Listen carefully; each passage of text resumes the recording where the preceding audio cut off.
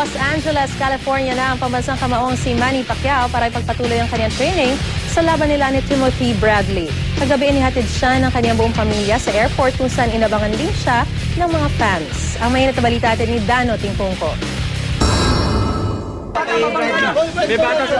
Dumating si pambansang kamao at Sarangani Representative Manny Pacquiao alas 9:45 kagabi sa NAIA Terminal 2 para sa flight niya papuntang San Francisco, California, kung saan itutuloy niya ang ensayo para sa laban nila ni Timothy Bradley sa June 9. Personal na inihatid si Pacman sa airport nang may bahay niyang si Jinky kasama ang mga anak nilang sina Jimwell, Michael, Princess at Queenie.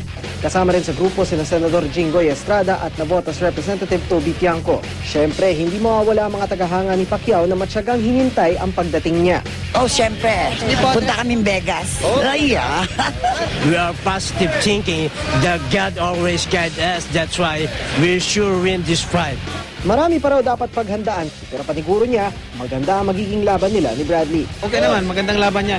Tuloy yung heavy training natin doon at patindi pa ng patindi yung training natin this coming 2 weeks. Sinamantala rin ni Pacman na pagkakataong batiin si Ana Hulaton. Ana Hulaton, congratulations at karangalan ng bansa ang dala niya. Kwento ni Jinky, sa kabila ng naging busy schedule ni Pacman tulad ng mga nakaraang laban niya, hindi raw nagbago ang ibinubuhos niya sa training. Tulad ng kabiyak, dinadaan naman daw niya ang lahat sa dasal. Pareho lang din naman. Basta mag-focus lang siya sa training. So, yun lang naman yung kailangan kondisyon yung katawan niya. Then, yun.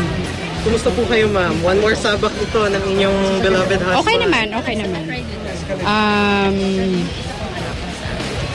Iniisip ko lagi positive naman. So, hindi naman ako nag-iisip na kung mapano siya sa fight or whatever. Basta ano ko is prayers and yung support ako sa kanya. Hindi man sumabay sa flight, susunod naman daw si Jinky para suportahan ang asawa. Mensahe niya kay Pacman, Babe, we'll always be here for you. We'll pray for you.